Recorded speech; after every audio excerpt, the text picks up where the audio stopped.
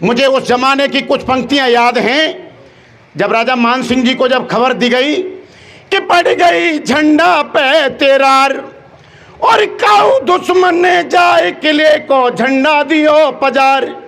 खबर जब राजा पे आई त्यारे झंडा गयो जराए किले में घुस के अन्यायी। सुनत ही नैना हो गए लाल और जैसे शेर बनी में धाड़े हुए और रूप विकराल कि कौन की माँ ने दूध पियो और मेरे पुरखन को केसरिया झंडा जो जरवाए दियो। लगी जमे हनुमान जी की छाप और फिर भी पापी करवा दियो कितनो तगड़ो पाप।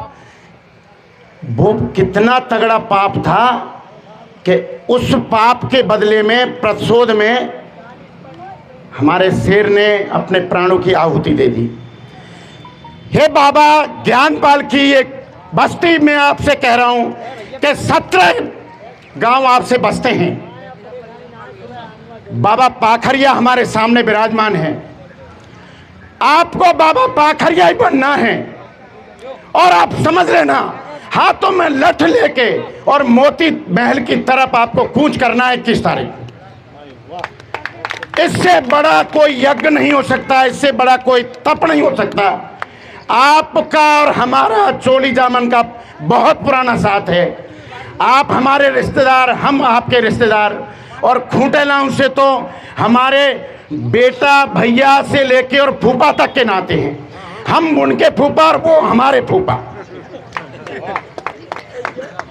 तो कहने की बात यह है कि आपका जो जोर, आपकी जो आजमाइश है, ये गिने चुने उनको आप मत गिनिए।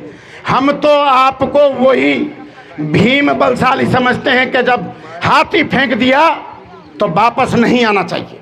हाथी का पता जब गिरे तो वह मोती महल के सामने जाके गिरना चाहिए। हमारा किसी जाति से, किसी मजहब से, किसी भी गोत्र से, किसी भी संप्रदाय से कोई मनमुटाव नहीं है। राजपूत अपने आप में मार्शल कौम है। अनिरुद्ध सिंह अपने आप को राजपूत कहते हैं। राजपूत बनना चाहते हैं तो वो स्वतंत्र हैं, बनो, कोई बात नहीं। पर वो हमारे समाज को राजपूत अगर कह रहे हैं तो ये इससे बड़ा कृत्य, इससे बुरा को कृत्य कुछ हो नहीं सकता।